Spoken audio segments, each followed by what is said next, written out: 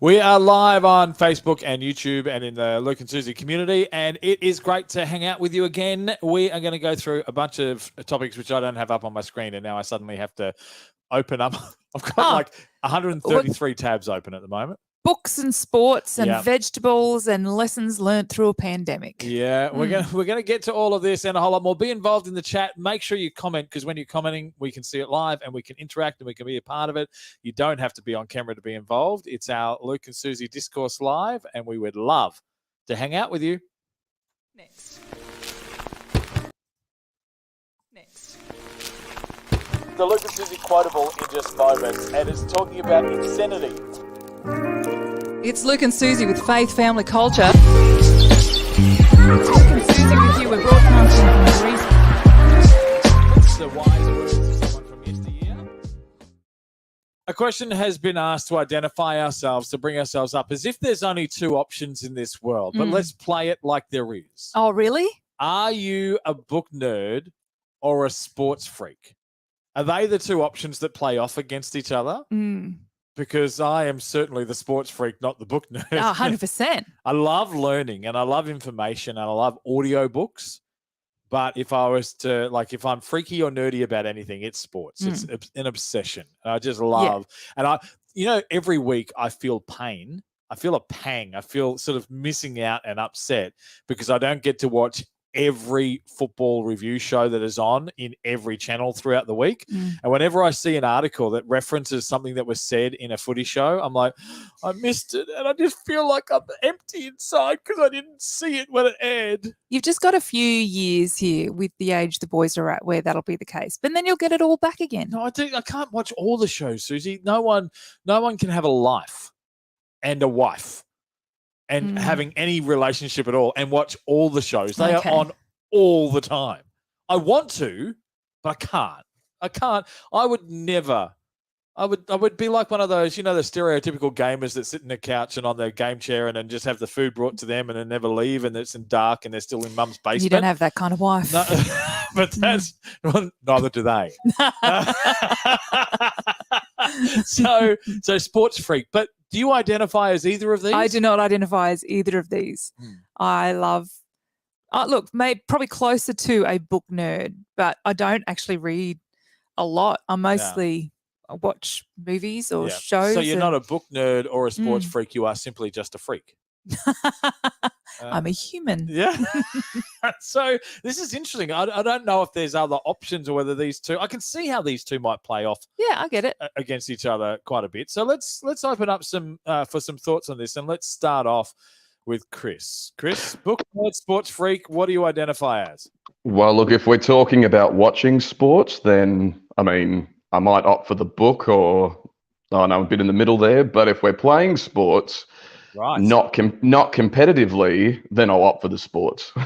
Okay, what do you mean not competitively?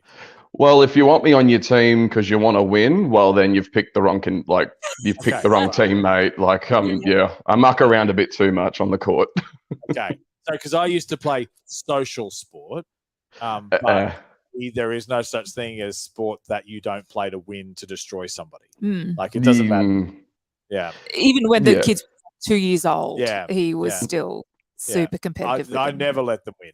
No. At best, I let them get close. But that's still that.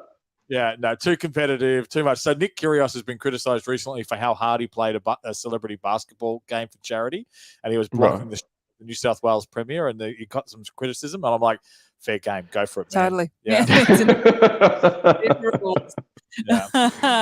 Martin, how about you? Would you consider yourself more of a book nerd or a sports freak? It's really funny. I think I'm transitioning. Is that acceptable? I was a PhD level book nerd and fully into fantasy fiction, like Terry Pratchett in particular. But now at the moment, I think I'm more of a sports freak. Like, I'm mainly watching it and getting out and playing it.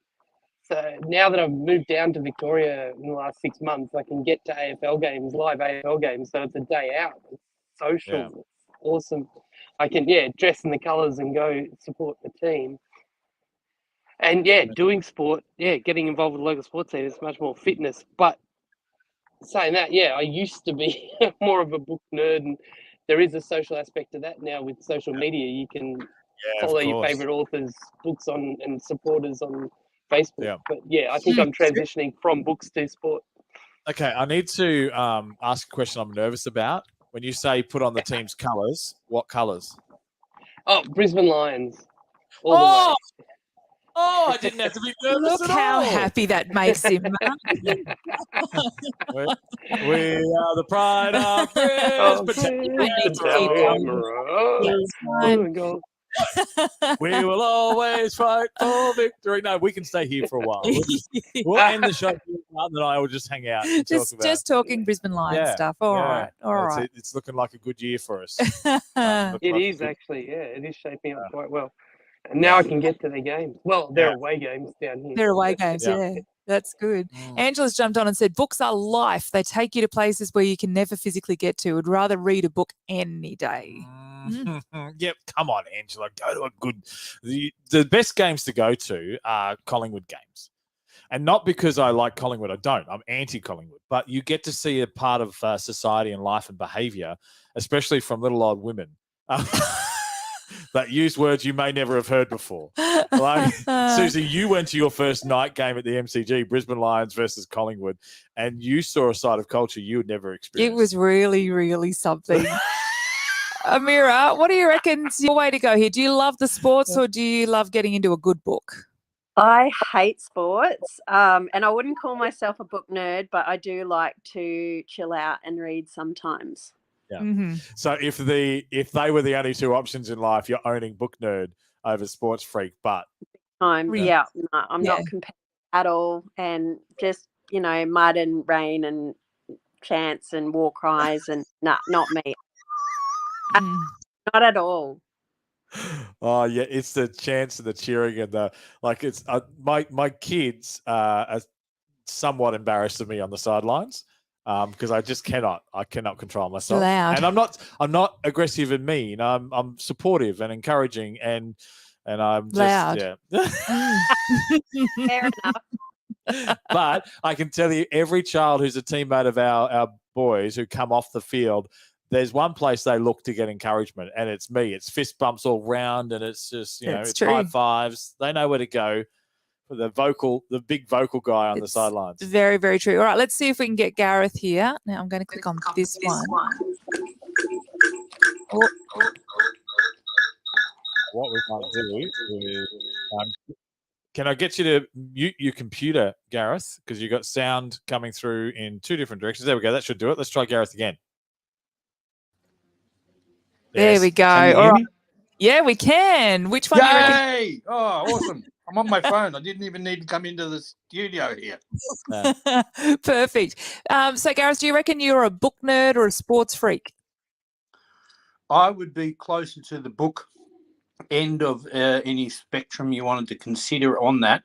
But if you wanted to consider it a spectrum, you might want to consider it a spectrum somewhat like the intelligence bell curve, where there's this hump in the middle and there's very few people out at the extremes. Yeah. And because we're dealing with something and it isn't two dimensions like that graph, you'd have to add a third dimension and wrap it round to make a cylinder out of it. And there's this point where the sports nerd meets the book nerd. And that's where I'd probably find myself. Okay. All right. In the cylindrical. That's it, cylindrical. That is the best way I've ever heard anybody say, I'm a bit of both. Well, I actually figured that one out for weird and cool. Weird. A long time ago. Doesn't that describe the role of most dads, I think? Weird and cool. Apparently, yeah. That's when you're in your sweet spot. You can't just be weird or you can't just be cool. You're a combination of two. That's when you're at your best. This is awesome. Angela wrote, and sort of in response to me encouraging her to get into sport, she said, I'd watch the Richmond Tigers play. So we can just scrap that, Angela. Go back to your books. Go back to your books. None of this Tigers rubbish.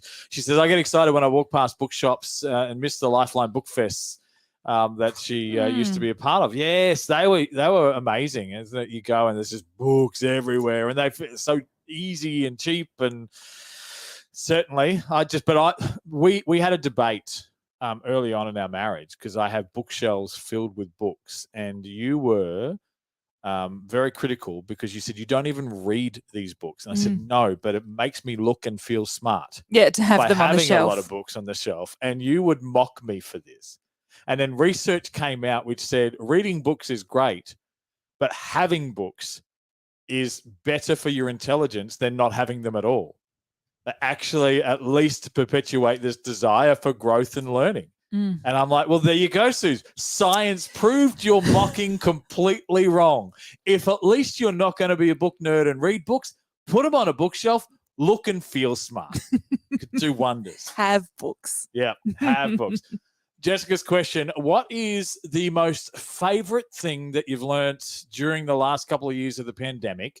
She says, mine is I found a friend through online Zoom meetings, and she's now one of my best friends. But on Sundays with who we hung out with, etc., she was just an acquaintance. So it's a change of relationships. And this learning and understanding new people was Jessica's sort of new thing during the pandemic for the last few years. Suze, what's something new and excited you've experienced or learned over the last couple of years? Well, I learned a lot about society. I think we all did, about how we cope with change collectively. But I think probably my favorite thing that I learned during the pandemic, we in 2020 were set to travel, and we were going to travel around Australia and have the kids out of school for about 6 months of the school year and do online learning. And what we learned is that would have been a terrible idea. And they are not homeschool boys. Well, are they not homeschool boys, or are we not homeschool parents? Probably a bit of both. Yeah. Because there's part of them that is good. Like one of them is very social in particular.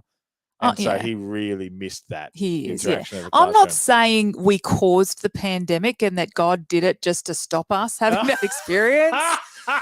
But I'm sure grateful for what we learned. Yeah. What about you? So it's not so much what I've learned, it's what the rest of the world has learned. So I've always been one to take on things like technology and systems before others. And so for me, the remote work and connection, not having to be in the same room and using things like Zoom meetings and whatever was always something I was already doing. But I spent half my time on tech support trying to walk someone through how to even get logged into Zoom. Yeah. Right? And so these days, and that would be, I would say, I would have to do some kind of support for 80% of the people I tried to get on a video call. And now it's probably only for about 8% of people. Right. Like as a general rule, everyone's learned how to do it. And now I'm not spending half the meeting going, okay, no, I can see you, but I can't. No, okay. If you just click the set. You're muted. You're muted. And so everybody else in the world has learned how to use this stuff. And now I feel like there's more time to actually connect and talk. People are teachable. Yeah. Look at us go. Yeah, all it takes is shutting down the entire world for someone to learn a basic skill. Exactly. All right. We want to know your thoughts on this one. Caroline, what's the most favorite thing that you've learnt during the pandemic? I learnt that spending time with your loved ones is more important than anything. Yeah. Great lesson. Yeah. Great lesson. Yeah, because as you guys know, I lost my dad in November and we didn't see him for 6 months before he passed away. So we've learnt that time's more important than material things. So Mother's Day this year is different. We're actually having time with them rather than giving them gifts. I'm taking my mum out for the day. We're taking the in-laws out for the day and just making it special and having experiences with them before they're not around anymore. Yeah, beautiful. Yeah, and it's funny because a part of that, not just those who have lost and weren't able to be there in the loss, and you were at least able to be there, whereas some missed funerals of those they cherish because of the lockdown. The reality is that just simply getting a taste of it again, where you had no choice but to be in the company of those people who are special to you, for some of us went, actually, I want more of this, not less of this. I don't want it to go back to the rat race we were in. Yep. Yeah, it's great. It's a good reminder. It absolutely is. Callan, how about you? What's the most favourite thing you learnt during the pandemic? Pretty good question. Yeah. I'd probably There's so many things. I think probably just being able to spend time and kind of learn how things work online. Yeah. Like I'm a very hands-on person, but during the pandemic, like everything went online. Yes. So, yeah, and it's funny because so I think often we all upskilled. yeah, and in we our can be online intimidated by learning something new. And why would I do it if I don't have to? And let's just do it the easy way. Whereas when you're forced to do it, and now you've got a new skill in the back pocket, a new understanding of some things that are possibilities that could be used by choice because you've learned the skills. So yeah, excellent. Yeah, awesome. Luke definitely appreciates that. That's what you've learned in the midst of it. You're the change of 98% of the 92% to the 8%. Yeah, Martin, what was the pandemic lesson for you? I was able to work through most of it, so I wasn't sure, and I'm thinking, what? And so I'm thinking I could tout my extra long Duolingo streak while I was trying to learn languages. But yeah, and I thought I really enjoyed the online trivia nights. Like, trivia nights weren't lost because they just went zooming. I only did a couple, but I absolutely loved that. Yeah. But now the other people have spoken, I was thinking, I love being more comfortable with online shopping and clicking and collecting and doing everything virtually and paying with my phone, like things that I wouldn't have pushed myself to use if I hadn't had to have my vaccine in my Apple Wallet. So okay, I'll put my card in my Apple Wallet too and pay with it there as well, and sort of go, okay, I'm more comfortable with all those things because I sort of had to use them, and absolutely enjoy now finding something in a store online and clicking collecting it or organizing for delivery, and quite That's cool. great. I've learned the joys of the delivery driver bringing you the goodies. You're going, which order, which package is coming today? It's out of control. I'm not addicted to the shopping or the stuff. I'm addicted to the delivery. Yeah, that's the real reward of it, isn't it? What about you? What's the most favorite thing you learned during the pandemic there, Gareth? Oh, at the risk of being controversial, I learned the depths of depravity of the mainstream media and their interest in having people in fear of this unknown quantity that needs to have injections. And I just sort of went, wow, that's really deep. Yeah. It is a full-on thing, and I think I would. My perspective on it is we can have a go at individuals and organizations, and people are making choices in the midst of this, but there's a system is created by human behavior and patterns over time. And I don't think we realized how deep-seated this is, but because it's not this anti any kind of media, because I'm a part of it.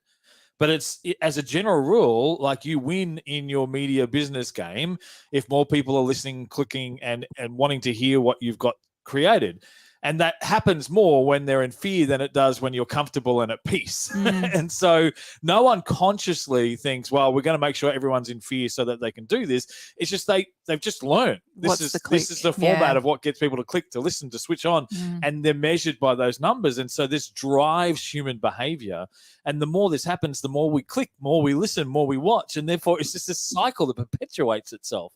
And there is an understanding that maybe this isn't good for us, what is going on right now, and how do we make some different choices to break the system. And I think it's a wonderful thing to bring up, Gareth, because this is, regardless of what your view on what is being said or not said during this pandemic, the fact is that we have choices on how we respond to the world around us, and we can choose to not go there and not be driven by fear. I wrote a little poem about it. It's called Vaccine Free. Apparently there's a penalty for being vaccine free.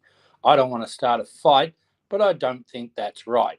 It may seem to some like a political statement to say don't mandate invasive medical treatment, but the risk of catching the virus doesn't change if you get vaccinated. So I think it's strange. Very nice. Well, Gareth, thank you so much for your input. I appreciate your thoughts on this. And I love open dialogue. This is, for me, it's really important and valuable to go that there's lots of views. And one of the things we've proven in our society at the moment is maybe we're not that skilled at listening and having conversations with people who are different and think completely different to us. And it's a good thing that maybe we're still yet to learn after this pandemic, that we can upskill on that just a little bit. let's keep going with the next question, Suze. It's a Debbie question who's written and asked, if someone told you that you had to change your first name, what would you change it to? Now, this is interesting because I've just had the experience of a film crew coming in saying, hey, we need this part. Will you be a radio announcer for this TV show that we're filming? Yeah. And I got to choose my own name. Now, in the end, I ended up being Susie. They came in on the day and said, oh, we don't have another Susie, so you can just be Susie. But I went through a whole lot of different names that I could be. And when I was growing up, if that had chosen it, it would have been Cindy. DJ Cindy. Cindy. Yeah, I Why always wanted to be Cindy? called Cindy. I think because of the Brady Bunch. I think I think that's why I wanted to be Cindy. All right, fair call. Yeah. Fair Cindy call. Sorensen was the name I always wanted to be. You had a new surname. I had a picked out surname as and well. everything, yeah. So, and why Sorensen? Because I thought it sounded really good with the It had a Cindy. good synergy. All this, It almost sounded like it was, what's the word I'm looking for? The language feature? Same letters? alliteration. Alliteration. But Mm. it wasn't. It's spelt differently, Yeah. but sounds the same. It's amazing. What first name would you choose? Okay, so first of all, if I was to ever have a moment in my life where I did think about going by a different name, because when I was really young, I didn't like my middle name. Mm. And then as I got older, I actually went, I really like it because it is different. It's unusual. And we ended up naming our son this Your name. middle name, yeah. And so I wouldn't any longer use this. But at one point in my life, I would have said Royden is what I would have wanted for my first name. But instead, I called my son that. So Royden, and it was just this weird name that I've not heard anywhere else, no one else. And at first I thought, well, that makes it weird and I don't want to be weird. And then I realized actually I am weird. So it became a thing that I thought was good. But so then beyond that, I went, okay, what? And I tried to think, and I literally only put about a minute and a half's thought into this. And I went, oh, I'm exhausted trying to come up with another name. And so my answer is no, I never would, because I'm too lazy to have to think of another name. It just doesn't feel like it's that important to me.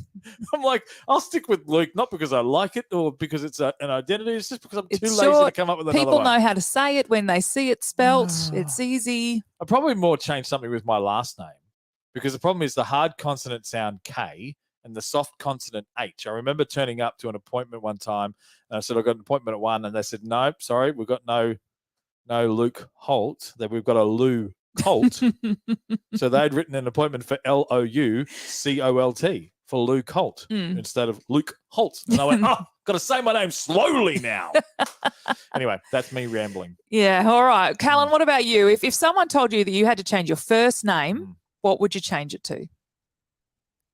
Oh, geez. I used to watch a show called White Collar, and in that there's a character called Neil Caffrey, and he consults for the FBI, and like he's a con man, so he'd always be like switching up his alias. But one of his favorites was Nick Holden, I think, from memory. I haven't seen it for years, and I don't know, growing up, I watched that and I was like, oh man, wouldn't it be cool to like have a second name that I could just like tell people that's not real, but you know, they'd know me as that.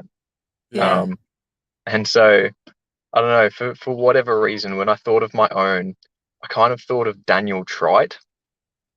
Right. Daniel Trite. Like, I don't know, I think it was just like pretty bland first name, Daniel, and then Trite just seems to just make the name. It does sound like an epic character from a TV show that could be versatile, good guy, Daniel bad Trite, guy. PI. Yeah. Yeah. Yeah. And if somebody else has affirmed you on Facebook, there's a message that's come through said, love white collar, !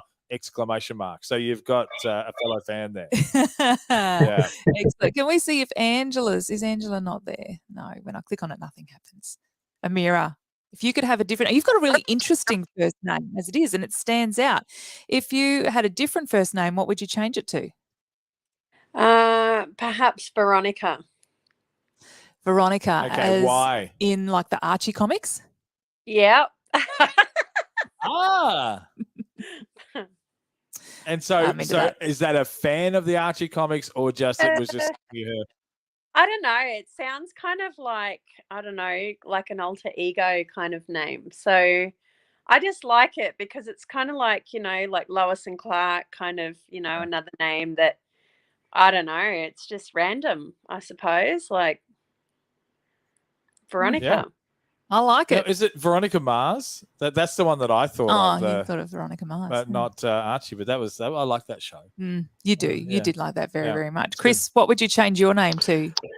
Oh, well, look, first of all, though, Luke, I have to say the fact that you want to keep your first name Luke because it's simple, but then you're saying you like your middle name because it's nice and different. Like, is it a bit unusual as well? Is that why you like it? Like, I had to ask that. Like, is that, okay. Yeah, he's the only, Royden is the name, and he's the only kid in his class. So he's highlighting my contradiction there. And I just would like to say that there's no contradiction between wanting to be weird but not having to work to do it. So I'm lazy and unusual. So well, you know what? Own it. It's good stuff. I have to say the name that I first came to mind was the name Francois because it sounds fancy. It sounds fancy, but also apparently baristas have a very hard time trying to say it because it's not phonetic. So apparently my mate Francois has a good laugh every time he goes to pick up his coffee at the barista. Yeah, so Francois, but I'm just going to call you Frank. Yeah. So for a very easygoing barista, that's probably what they would just say. Yeah, well, Frank, whatever that says, it's yours. Thank you very much, Frank, for your answer to the question. Caroline, let's finish with you. If someone told you had to change your first name, what would you change it to? I always wanted to change my name to Elizabeth. Why Elizabeth? Because when it's written, people pronounce it correctly. I get Carolyn all the time, and it drives me nuts. And I just liked Elizabeth. I actually chose it as my confirmation name because I liked it so much. Oh, there it's you very go. cool. I just remembered somebody else gave me a new name because I was a rapper back in the day, Suze. I used to sort of cut it loose and to some beats and I was a big fan of Tone Loc, and someone renamed me Tone Deaf.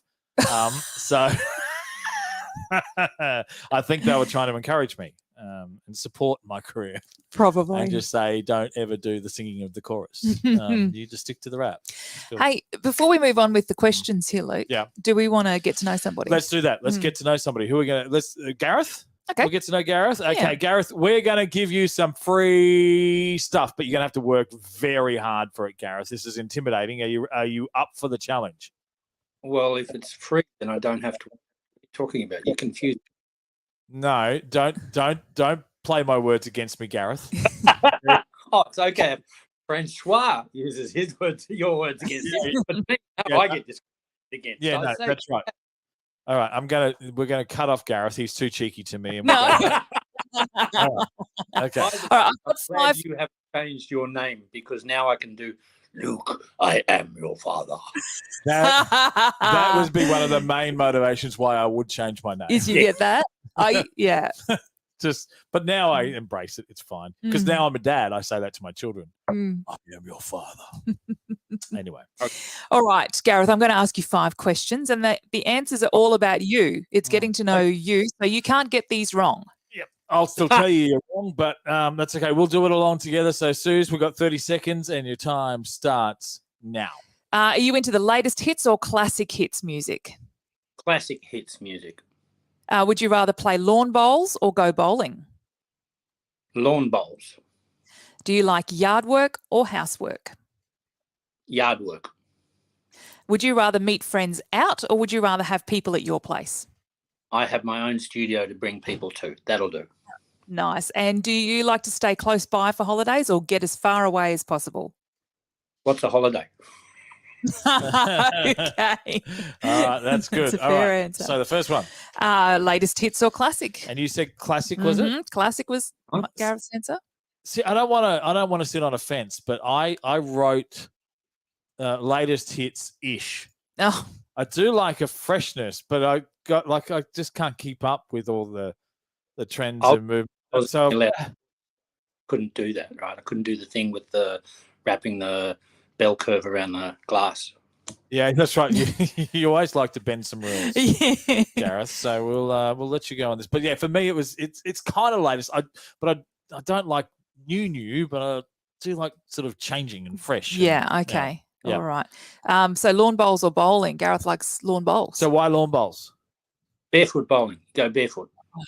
Yeah, it's good. I chose lawn bowls over over 10-pin, mostly because I suck at 10-pin, Mm. and very few people play lawn bowls. So comparatively, I can be okay compared to most people, but everyone's been 10-pin at some point in their life, and I'm terrible, no matter how much I want to not be.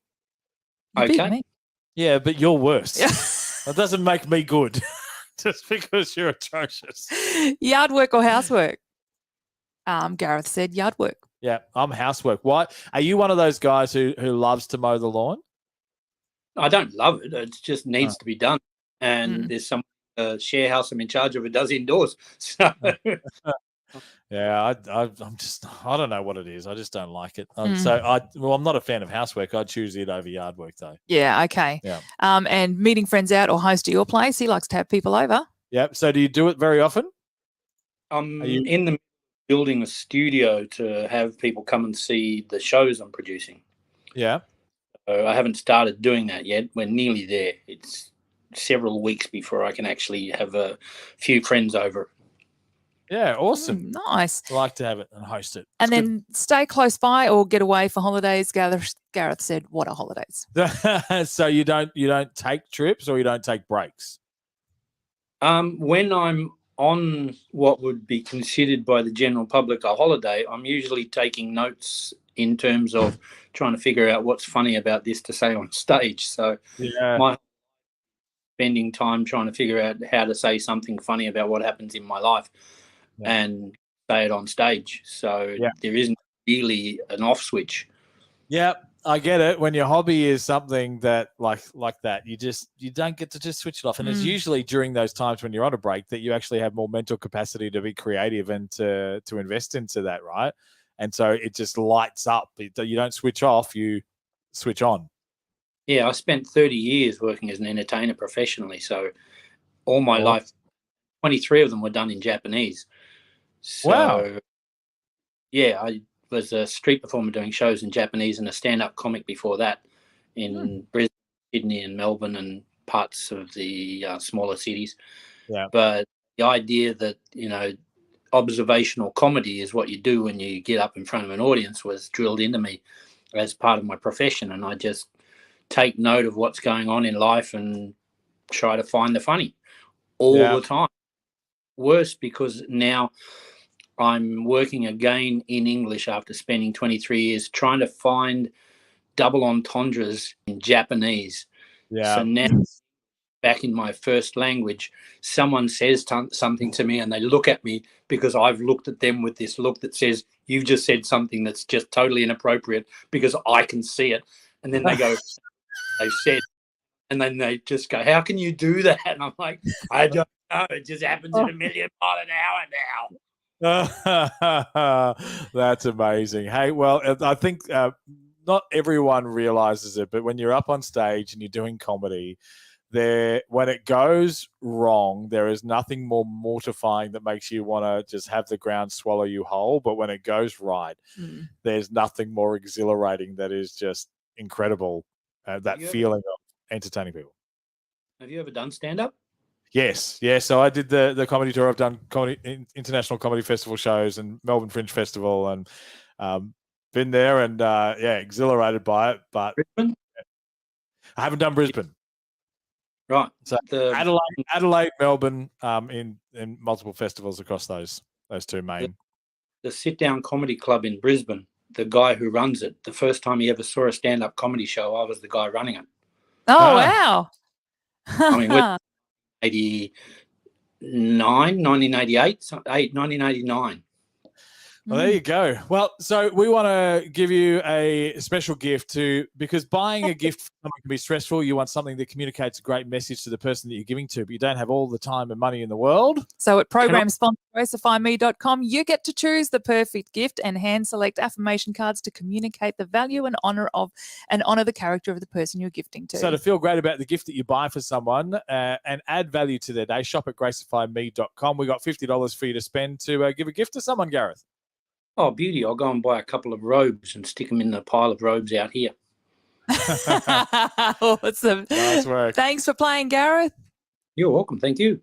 All right. let's get into our agenda and go to the next question, Suze. All right. So this question we're looking at has come through from Rebecca, who asked, how long is too long to crash at the parents with your kids when you're waiting for this property market to calm down for a bit? Yeah, it's got hectic, this property market, hasn't it? I think it's a great move on Rebecca's part, obviously, to move in with the parents. I think that's a really great way to handle the season financially that people are going through. And this is interesting because we've talked previously on the show about, the adult kids and the failure to launch stuff. And I chuckle every time I think about that subject after we spoke to Chris and he highlighted that he stayed so long his parents ended up moving out. So I think ultimately that's the sweet spot. That's the aspiration point for everybody. But this is slightly different. This is that moving back. You've got the full-blown family and you on the one hand, there's so much joy that I reckon everyone would have that, having access to the grandparents for the kids and having access to the grandkids for the, for your parents. And probably the only person that would be driven insane with that is you. In the middle between those generations and the awkwardness. But then maybe there's beautiful about it and there's uncomfortable about it. I think, ultimately, it's down to your family, right, as to how the time is. But I think you're so conscious about overstaying your welcome or pushing the buttons or whether you're going to lose your cool because it's all too much and everyone's interfering and everything. But I go, okay, have the conversation amongst yourselves. Keep that dialogue going. But as a general rule, there is no limit for as long as you possibly can because this market's not settling down in a hurry. Well, it's not. And I think, there are some cultures where it's just the matter of course that you have multiple generations living together. And in that case, I think there absolutely is no limit. But I think the important thing is to keep the conversation open, to stop it becoming awkward and to keep chatting about, we need another month. Is that okay? And what can we do to help make this easier on everybody? Anything that's just relational in the midst of it. We love our parents and there's no issue or tension. But I can't imagine us with our family spending extended periods of time crashing at their place. No. I don't know that any of us would particularly cope. It's a good question to explore. Caroline, what do you reckon is too long to crash with the parents? Well, I guess it's individual because if it was my mum, 5 minutes. Too long. Yeah, that's good to know it up front. Yeah. And you're hanging out that all of those 5 minutes. Yeah. Well, not even. Sometimes she just looks at me and I'm like, oh, it's going to be one of those days. So, yeah. So it would depend on the parent, I suppose, because my mother-in-law is amazing. We have no tension there, but I couldn't live with her because it'd just be a lot. Yeah. I guess, yeah. Someone just put a comment on Facebook, and I think this is very true. It also depends on which side of the family with a laughter, because the reality is it's easier for me with my family and easier, Suze, for you with your family. Yeah. And it's not because of likability or whatever. It can often come down to just familiarity. We comfortability. Yeah. We're used to we have shared a home together in the past, so therefore there's less potentially. Yeah, that's not the way it is in ours. I wouldn't live with my mum ever. Right. So but I would live. I would live with my in-laws in a pinch if I absolutely had to, but it would be for the shortest amount of time possible. Yeah. But I wouldn't even contemplate it with my mum. I would probably kill her. Okay. So for everybody's sake, let's not have that happen. Yeah, let's leave that. Martin, how about you? What do you think is the relevant or proper time frame for crashing with the parents while you wait for the property market to calm down? Oh, that's such a tough question for me because I haven't lived in the same state as either set of parents for over a decade. And I think you're right, Luke, that I could stay longer with my dad. My mum's passed, unfortunately. I could stay longer with my dad than I could stay with my in-laws. But I don't see it happening for very long at all because since I even live with my parents, they've changed directions and interests and even food likes and stuff that I was thinking a week, visiting for a week is about the right time. Like, Yeah, just visiting. right. Let alone living. After a week, it's time to move on. Let alone living under each other in each other's pockets. No. Yeah. So let me give you a story of what happened in our family when my sister did this without the kids. So just early married, and this is why all the motivation you probably need to never experience this yourself. So her husband, living in the home with my parents, was getting up early to go to work. And so he was getting his breakfast and doing everything. And it was about 4 something a.m. My dad, who sleeps without clothes on, or slept without clothes on, got up to go to the toilet, not realizing he was there. So he walks out starkers. And my dad was so casual in life. The average person, when that happened, would quickly turn around, go cover up, and be all apologetic. My dad didn't do that. He kept walking. He walked up to the bench and started a conversation with my brother-in-law about cows. It's 4 something in the morning. My dad is naked, talking to my brother-in-law about cows, and we were talking to Dad afterwards, going, "What on earth were you thinking?" And he said, "Well, he's flopping seen everything already. Nothing left to hide." I said, "Yes, just because we've seen the show once doesn't mean we want to stay watching the show." I've had enough Zoom calls with my dad with no shirt on to go, no. Just because if you live with your grown-up parents, there's a risk of things like that happening. That's exactly right. Leah, how about you? How long is too long to crash at the parents with your kids when you're waiting for this property market to calm down? Have we got Leah? Looks like we've lost Leah for a second. Leah. All right. They're in the background, but can't hear us at the moment. Callan, what do you reckon? How long's too long to stay with the parents? I think it depends on so many things, but I think one big thing would be the property. Like if the parents own like a little unit that's, in a little town suburb sort of thing, or if it's like, a bit of acreage or something like that, where like, my family could be on the other side of the property and no one could see each other sort of thing.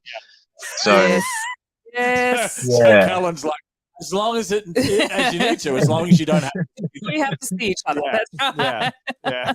That's a very solid setup there. I live with them, but I don't have to. Yeah. I don't know. It's like, I think kind of like what others have been saying before, just doing a bit of a trial period, maybe like a week, maybe a month, seeing how that goes, and then kind of, talking it out from there, seeing what's working, what's not. Just communicating as to, if it's going to be a thing to keep on doing or if it's not.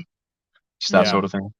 Absolutely. Let's give another crack and see if we can get Leah. Leah, how long is too long to stay at the parents and kids while to get the property market to settle down? What are your thoughts?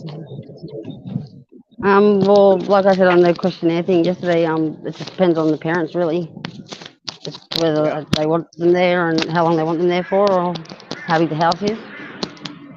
Yeah, so homeowner gets the right of refusal. Yep.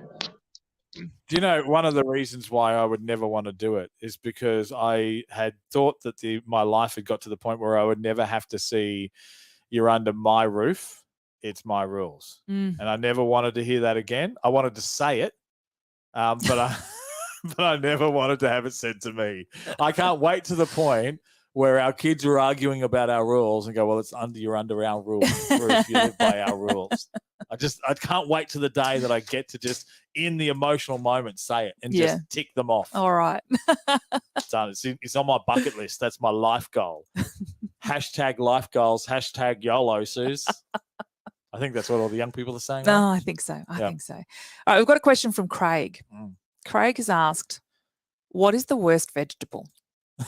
Now, Craig's opinion is the turnip is the worst vegetable. Yeah. But keen to get your thoughts on the worst of the vegetables. There's a lot on my list that is like there's a lot. But if I had to pick the worst that I'm aware of, because I've avoided some and they might be okay, but they might be terrible, but eggplant. I think it's because I don't like how an eggplant tastes or what things have eggplants in them. I don't like juiced eggplant, and I don't like the texture of eggplant. So it kind of wins because I don't like anything about it. I don't even like how it looks. I look at an eggplant, and I thought, I know I'm prejudiced, but I don't like how you look, eggplant. I just don't like anything about them. Nothing. Nothing. Wow, you really got anti-eggplant, yeah. Like eggplants are the mosquitoes of vegetables to me. Like there is nothing you can say that can convince me they're okay. They're right, okay. So it's kale for me. That I go, God, there's this perception that God is perfect, but except for eggplant and mosquitoes. Kale for you. Yeah, I've tried it, and I've had lots of suggestions on different ways to cook it, doing it in the oven and drying it out and putting like seasoning on it so it comes out like chips. But there's just something in that flavor that sticks in the mouth afterwards, that aftertaste of it that I just don't like. I tried to cook kale chips one time and they really became dust. And so I went, I'm eating dust. Oh, yeah, they overcook really easy. I'm eating dust. It's like just getting a shovel of dirt.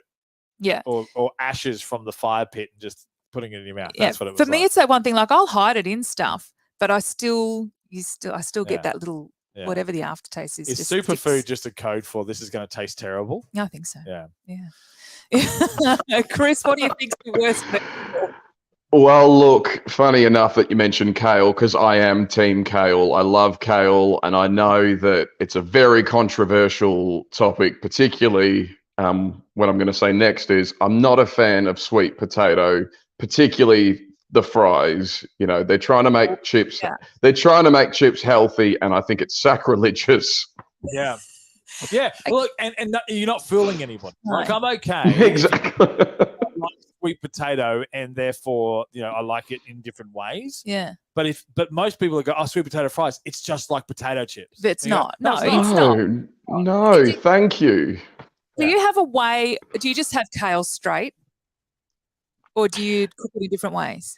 Oh, look, I kind of do make it into salads, but I know you've got to sort of dress it and let it sit there for probably 10 minutes for it to kind of soften up a little bit. Otherwise, it does taste rubbery. But yeah, look, I know people have definitely said it's not their favorite, but I'm happy to stand alone in this. You're allowed to be into kale. That's okay. Yeah, totally. And I want to like it. Like I've tried to like it a lot, and so I'm always looking is there something I'm missing? Maybe I just need to let it sit a bit longer. Yeah. Look, I admit it is an acquired taste, so okay. Yeah, See, I'll let you off. Yeah, I'm okay. I'm with you liking kale because it doesn't take up much room. But the thing about eggplant, if it's really popular, then they're just clunky and they take up too much space of other nice vegetables. So no one's allowed to like eggplant, but you are allowed to like kale. Oh, that's strange. Yeah. Leah, do you have a vegetable that you think is the worst? Squash. Squash. I cannot stand squash, but I love eggplant. But I love eggplant and sweet potato. Oh, come on, Leah. In our face, squash is another. It's got a very similar. Eggplant is delicious. It is. I like it. Eggplant is delicious. As a part of, instead of pasta in a lasagna, like a moussaka, fantastic, beautiful. Beautiful. Like a eggplant dip. Yeah. Oh, nice. Yeah, dip as well. Oh, sis, come on. Okay. Choco is another one that's right up there on the list. My nana had a choco tree, so we were forced to eat chocos. And I would go, like, it was so much choco when I went to my nana's place. I would be like, choco for dinner. And it's desperate when you turn a Barry Manilow song into a song about vegetables that you don't like. Yeah, that's it. Caroline, what's the worst vegetable? Peas. Peas? Why peas? I don't like the texture of the skin on the outside. See, I've mastered the art of eating peas that I don't like. See, peas are my favorite of the vegetables I don't like. Let me explain why. Because of the skin on the outside, if you don't break the skin, you don't have to taste the pea. So I haven't chewed a pea for the last 35 years. And I used to feed them to my cat. Did you? Yeah. I used to hide my mum found peas that I'd hidden under the couch. I used to feed them to the cat, or I used to put so much in my mouth and then go to the toilet and then spit them in the toilet. Yeah. That's why our boys are going to the toilet in the middle of dinner all the time. Is. Someone on Facebook says celery. And look, I'm with you on celery not being great. But I desire to like celery. Like aspirationally, I would love to just munch on a celery stick. And I go, and every now and then I convince myself to do it. And then I take a bite and go, yeah, you got to be ready for it. Yeah. Joe says the worst veggie ever is cauliflower. Literally the texture, the taste, all of it. It's just yuck. And it's not rice. Cauliflower is not rice. No, and I'm okay. Again, like the sweet potato fries, I'm okay with saying I am going to use cauliflower for a purpose and do cauliflower rice, but not pretending it's real rice because it's not. Doesn't do the same job. But it can fill me up and have something that I can use. Like I'm okay with it. Just name it what it is. This is a vegetable that you don't like, but you're trying to get your vegetable intake up. It's okay. It's all right. I mean, I eat as much of this stuff as I have to because I want to be healthy and be an example for my kids. But man, you're gonna have to force eggplant down me. But I have cauliflower and I don't like it. I think we should get to know somebody else. Do you? Yeah, I do. How about you just wait until I get all emotional about cauliflower and celery and really eggplant, worked yourself up there. and then you're like, oh, let's move on and be happy. I'm in a spot, Suze. Just let me breathe. Okay, who are we going to get to know? Martin, we want to give some free stuff. We're going to play Getting to Know You, and Susie is the ultimate question asker, interrogator. Oh, great! She's going to dig deep into your life, and let's see what we come up with. Are you ready to play? I'm ready to go. Okay. Let's get to know Martin. Your time starts now. Do you learn the actual words of songs or just know the tune? Oh, no, I like to know the words because I'm sick of being told I'm singing the wrong ones. Okay. Do you celebrate your birthday or would you rather not? Oh, yes. Usually like up to a week around it. Oh, nice. Okay. Birthday Do week. you like being on the stage or behind the scenes? Oh, I love up front in front of people. Yeah. Do you always lose your keys, phone, wallet, or do you always know where they are? Oh, yeah, know where they are more than lose them. And early, on time, or late? Oh, that's another transition one. I got sick of being late, so now I'm always early or on time. Okay. All right. This is the most interesting list of answers for me. I've been writing down as I go along. Let's explore with Martin. What do we got? Do you learn the actual words of songs or just know the tune? He likes to know the words. You like to know the words because you're sick of being told. I have a theory that says as long as you know about 60% of the words that you are trying to sing, then go with gusto as if you know all of them, and it's free game. Like it's terrible if you don't know any, but even then you can just, as long as you're sort of confident, go hard, and then nobody has the right to tell you down. So I barely know the words or the tune. I make sounds like the words in the vicinity of. Yeah, that's right. Yeah. Celebrate your birthday, that's or right. rather. I'm teaching my son the words to the Brisbane Lions theme song.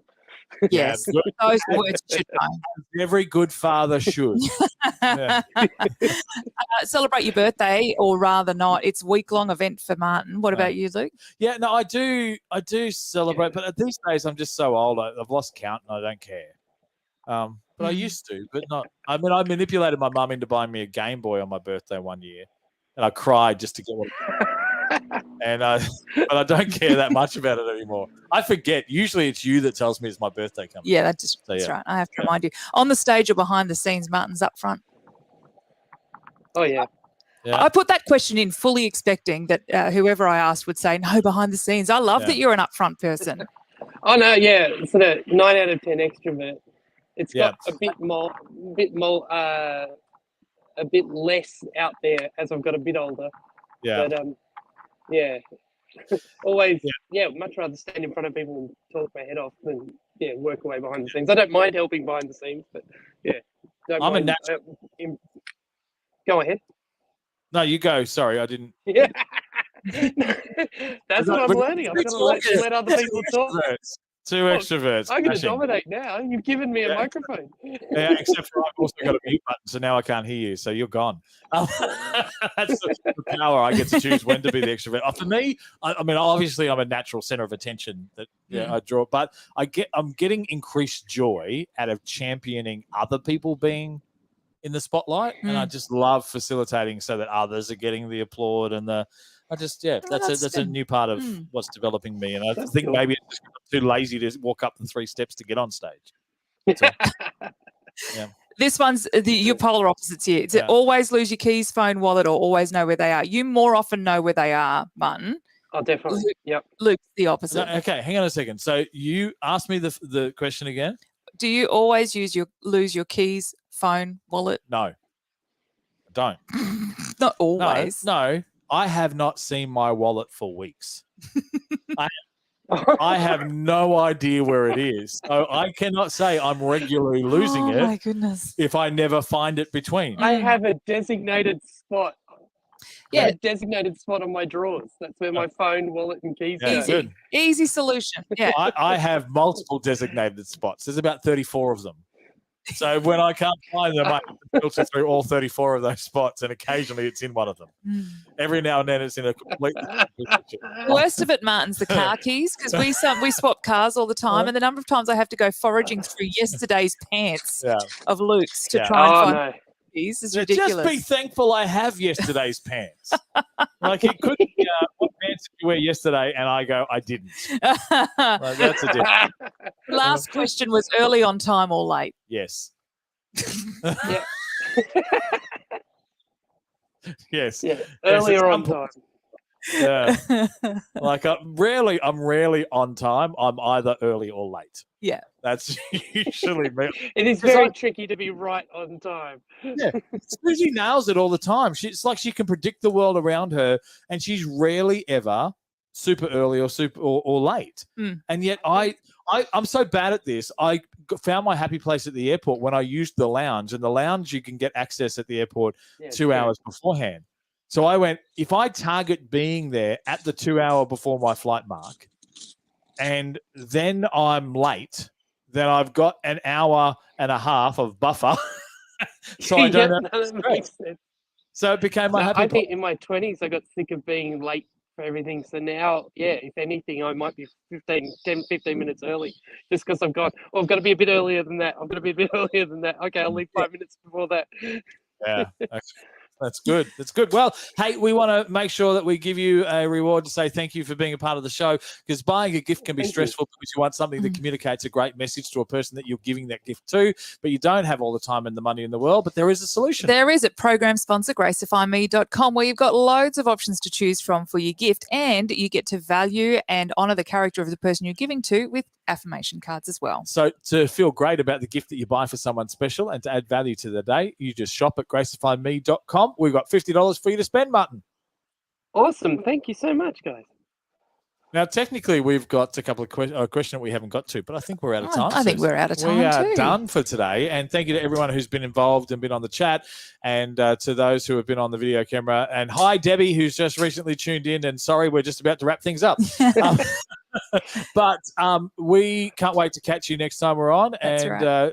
Otherwise, just you can subscribe to the podcast at lukeandsusie.com and check out the website and get involved. We'd love you have you as part of the community. We'll catch you next time. Bye. Bye.